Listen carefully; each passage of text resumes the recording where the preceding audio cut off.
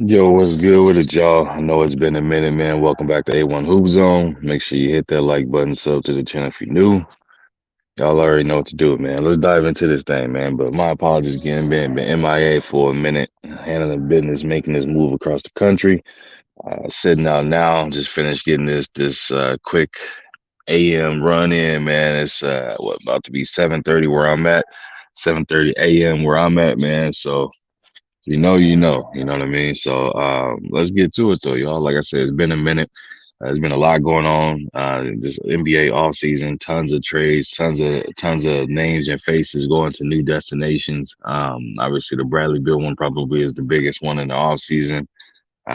That came out of nowhere. Didn't see that coming. But also obviously the Chris Paul one is one where it's like it didn't really come out of nowhere, man. I'm not too surprised by it, to be honest with you.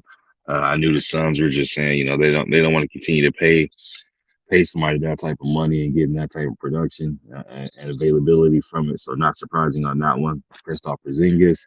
I think that at this point, man, we're gonna have to talk about the fact that as of right now, man, Porzingis is pretty much one more trade of being pretty much one of those players that just getting rotated around, get passed around the league, man, and forgotten about. Similar to how Blake Griffin did. You know what I mean? He had his run obviously with the Clippers, transitioned on from there and just fell off the cliff there. You know what I mean? Just fell off. He went to the Detroit.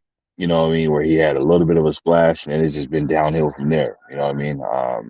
He's one of those ones where again he was a flash ride in the pan. Definitely one of those players that had a lot of hype, had a lot, all star dunk contest, all that kind of stuff, and then it's just it kind of went to the wayside. Next up after that one, man, what's my man's name? I know Rudy Gay's kind of bouncing around, old savvy vet. Grant Williams, the Celtics got rid of him. He went to the Mavericks. That's gonna be a sneaky addition pickup by the Mavericks. You know what I mean? A lot of people not talking too much about that, but definitely a sneaky acquisition by the Mavericks. Keep an eye on that.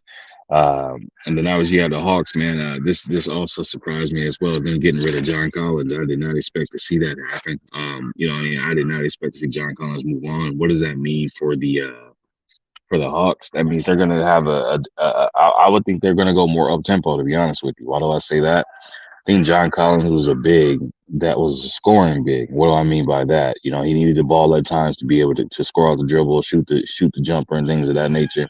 Obviously, we all know he was a rim running threat. Dunked on Embiid a few times. He's dunked on a few people badly. But with them deciding to move on from John Collins, and obviously they still got Clint Capella, I think they're going to look to go more of how the Rockets did with James Harden, just more up tempo and just have him rim run, protect the rim, and he doesn't really ask for the ball or require needing the ball in his hand. He's not a scoring big. All his points come from either rebounds or putbacks or lobs. Nothing else. No demand for the ball whatsoever. John Collins is a different beast. So I think that's why they moved on from him. To be honest, you know what I mean. This is gonna maybe allow Dejounte Murray and what I'm saying, Trey Young to be able to spread their wings a little bit more, get up and down, go more up tempo and things of that nature. So keep an eye out for the Hawks. But yeah, very surprising they let him go, to be honest with you. Then he went to the Jazz on top of it. So the Jazz has a plethora of bigs, man. So I'm curious to see how they're gonna play.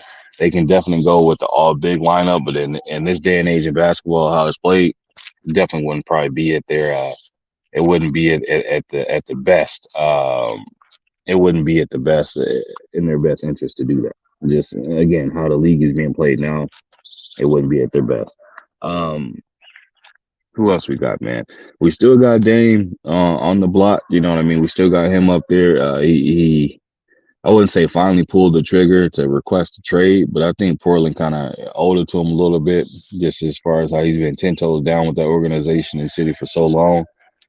And they seeing, they don't want the same situation and scenario to happen how Kevin Garnett did with the Minnesota Timberwolves. So I think they're given an opportunity to try and move on, but obviously it's a business, so definitely gonna try their best to appease him. But at the same time, I mean, they want to do what's in the best interest of the organization and as a team. So that's why you have the reports coming out that they're saying, definitely they're considering and trying to figure out the best option for him to send them somewhere for give them the greatest or best opportunity to win. But at the same time, they look for the best.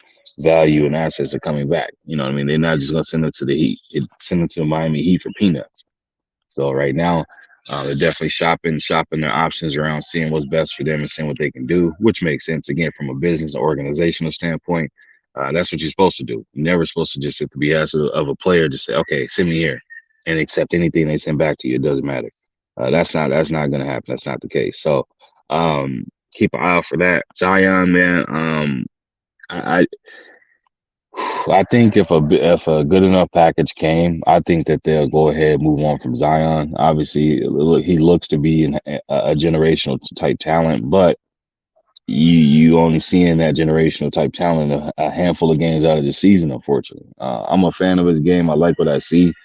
The for a person to be at that size, that explosive, and that nimble, you know what I mean. It's definitely a crazy combination to have, but again, when you the thing is at that size, somebody being that explosive, how long can his body take that? We saw what happened with Derrick Rose. You know what I mean? How fast he was, how explosive he was, and how his body kind of gave out extremely quick on him from utilizing it like that.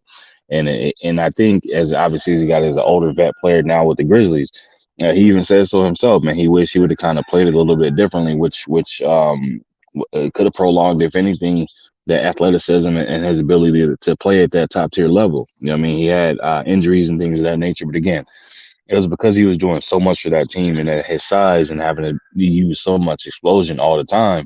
I think that kind of sped up the factor of him, and then obviously had a freak accident, and they kind of went downhill from there. So if I was Zion, man, I'd be reaching out to them type of players, and again, a lot of people have been in his ear saying, "Hey, lose a little bit of weight, and it's gonna help. It's gonna help prolong your career, most likely, man. Just trust them when they say it. You still gonna have the muscle. You just gotta lose a little bit of this weight, but." I'm hoping him a speedy recovery. Hope he gets back, get back on the court, man. We can see the talent that he is. But I think if someone comes to the Pelicans and say, "Hey, we got this type of offer," it's you know what I mean, like a can't say no type deal. I think they'll pull the trigger and do it. Why? They have a very young core, a great core, actually. To be honest with you, I mean, they have Brandon Ingram still there. They got some point guards in Graham. They have Jose Alvarado, Alvarado. They have, um, I know Jackson Hayes just went to the Lakers on a little deal, so they lost him, but they still got Trey Murphy. They have a young core that they can build around Brandon Ingram, who is a nice player that's coming together quickly. They still got C.J. McCollum as well, so they can change the facet of how they play the game and how they want to do it, who they want to build around, and how they want to build around. They definitely have the ability to do so. So I could see them getting rid of him, man. Again, for the right thing, I can see them going ahead and you know what I'm saying, passing the buck on Zion and moving forward. Will it happen? I would give it maybe at least this season, man. I give it like a 30% chance, 35% chance. I don't think they really want to do it. I think they want to try and give him one more opportunity and things of that nature. But we'll have to wait and see, man. And again, I hope the off court situation he got going on, that whole thing get figured out. I'm not gonna touch or talk too much about that because that's not what my channel is here for. So I keep it between the lines, anything and related to basketball and things of that nature, man. All the rest of that stuff, I'll leave that to other channels. Um, but yeah, man. So I mean, the two big dominoes that everybody waiting to see where or if Dame is gonna go somewhere, and then where or if Zion is getting moved somewhere. You know what I mean? We're gonna have to wait and see that because you see the names that signing places, and I mean, it was over what 1.5 billion within 48 to 72 hours of the you know what I mean, when trades opened up. I mean, money was being spent, money's being handed around. You seeing some players getting these $200 million deals, and it's just kind of how you scratching your head a little bit. But hey, man, I ain't here to judge. Y'all get your bag however you can, take care of your family, create generational wealth. But man, as an organization, it's tight. It's tight. I don't even know what to say. But I did say, like I told y'all, man, for that Warrior situation with Draymond, I knew he was going back to the Warriors because if you look at it, there ain't no other team in reality that will allow him to maximize his abilities the way he does outside of the Warriors. Why? Because you have two of the best backcourt shooters in NBA history on that team. So it allows him to be able to be as a major playmaker without having to really worry about being the calling card of them asking him to score or do more than that. You know what I mean?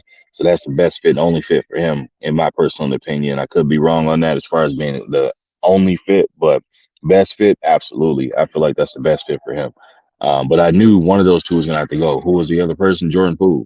We knew that was gonna be the situation of it. Know what I'm saying? Once that punch happened, that locker room was broken. But at the same time, man, Jordan Poole was starting to feel it himself at an early age of it. Dame came out with a clip, man, saying that how Jordan Poole was talking, what I'm saying, talking trash to him and whatnot. And it's like he told him like, bro, like, I like shut up, dude. Like, he talking about some make me or something. So Dame had 40 the first game they lost. So what I mean, he was talking again from the bench. You know what I'm saying, when they was playing important. So Dame went out there and dropped 60 on their head and they won. So it's like, hey, young fella, you got to keep in mind, man. These people been in the league doing things that you ain't came close to doing yet. It's like I understand it's a point of confidence, but at the same time, you know what I'm saying. Your britches might be a little bit too big for you. You know what I mean? So for him, it's different. You know what I mean? Obviously, again, like I said, that punch with Draymond changed everything, and it broke that locker room up big time. You know what I mean? Players were definitely divided, staff, things of that nature, man. And so it was a lot going on. Definitely a lot going on. But they did what they had to do. They moved on. And the rest is history. So he's with Washington, him and Kuzma. So we're gonna see what they're gonna do. And then yeah, the league is gonna be interesting next year, man. I'm very, very, very curious to see. I know again my Lakers made some pickups. They tried to go young. If you look at the whole aspect of it, they definitely went a little younger. Went with a little bit more athleticism and things of that nature. But I mean, you still want to sprinkle some experience in there as well. That's the main thing. You want to have your veteran. You got two veteran players in Anthony Davis and LeBron James, and then you got Roy Hachimaru, who played big in the playoffs last year. Obviously, Austin Reeves, D'Angelo Russell became a situation where it was kind of situational basketball and things of that nature for him to be out there. And then after that, man, it's just you need some savvy vets on that team that can fill in with these youngsters too. You know what I mean? Because if both of y'all on the bench, who gonna run the show in that kind of situation? I know again they picked up Gabe Vincent, who played big. They picked up a few other young guns and things of that nature. But is it a championship level or contender team? I would say, man, it's tough, man. I would say if AD and LeBron are able to stay healthy for the entirety of the season, absolutely. But if they're not healthy, nah. I'll be dead honest. And everybody and anybody that knows, and if you don't know, I'm a diehard Lakers fan. Been a Lakers fan my entire life. Even in the slump, the years of being slumped and things like that, man, I still was rocking my purple and gold. So that's my squad. Do or die, every day, all day. But I'm a realistic fan at that. You know what I mean? I'm an NBA fan first, Laker fan second. You know what I mean? So that's how I look at it, man. And that's just my honest opinion. But we're gonna see, man. Again, the league is looking like it's trending in a situation where next year it's gonna be very, very interesting. Especially like I said, if Dame end up on the Heat, we're gonna have to see how that plays out. You know what I mean? Definitely have to see how that works out and plays out. Everybody's looking at it like, oh, it's a for sure win. They're gonna win. Everybody's looking at Bradley Bill going to the Suns and oh, it's a for sure thing. He's gonna win. Things of that nature. Hey, that ain't no guarantee. That's not no. You know what I'm saying? Lock and key. They gotta build chemistry. They gotta figure out the style of play. They gotta figure out how they're gonna be able to make this thing work. There's only one basketball. You got three players that can score at the highest clip. You got to figure these things out. So it ain't gonna be easy, man. It's definitely not gonna be easy. But we're gonna have to wait and see. We got to wait and see what happens.